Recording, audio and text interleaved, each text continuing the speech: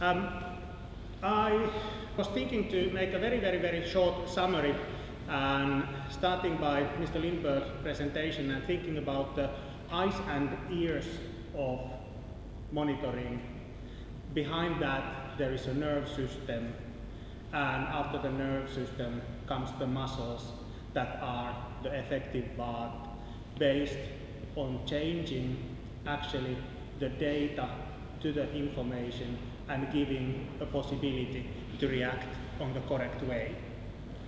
Mr. Salminen from Fennovoima described in brief the Pyhäjoki case, and in the case actually one of the key elements behind was to thinking about creating power to the smart grid and allowing actually the more easily to adjust power units to rest once in a while when those nuclear units are producing the energy all the time with the full power.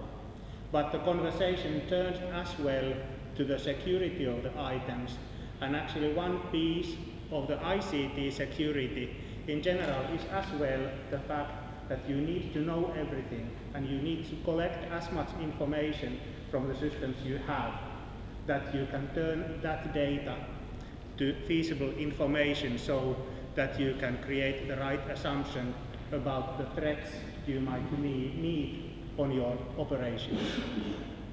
The third presentation, Mr. Hatakka from KONE, he described about the energy efficiency and the sustainability of the elevator production, escalator production of KONE, that is sincerely one of the flagship industrial organizations in whole country, Finland.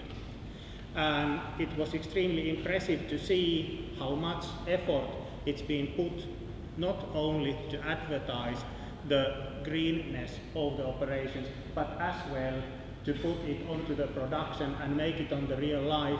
And thanks particularly for Jukka Veteläsuo for the Skanska advertisement, meaning that it's as well something what you can see on the real life environment, not only on the advertisements of the organizations.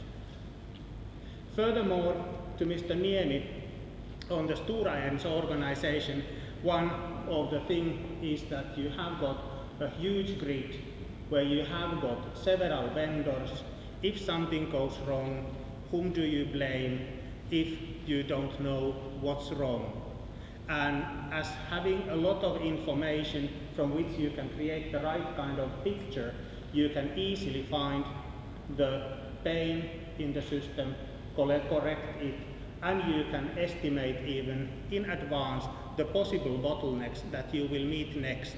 And that is making it easier to provide for those who need in business the ICT services that are appropriate for running the ICT business critical operations.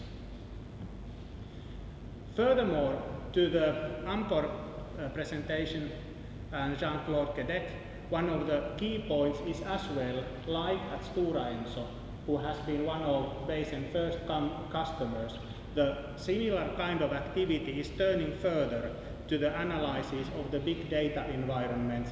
And there the key point is again that you need to have, just like Johan Elsinius said, you need to have a huge amount of data available to be able to find something what you are not in actually needing or actually searching at that point of time, but anyway can be a cure for your that moment problem. Actually, this was a time trip. The time trip was leading us from the moment of starting the Bayesian operations 10 years ago, together with many of the corporate customers.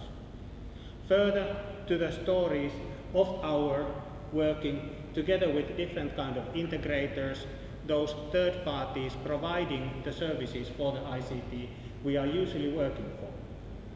That is turning us furthermore to the operator businesses, where most of you know we are in the strong position together with Nokia Siemens Networks, having Finnish customers like DNA, Academica, Ainacom, and the many international customers like that. And how that has brought us to the moment of having the huge scalability. creating the fault tolerance and bringing on that way us to the grid environment, providing us the possibility to think even bigger.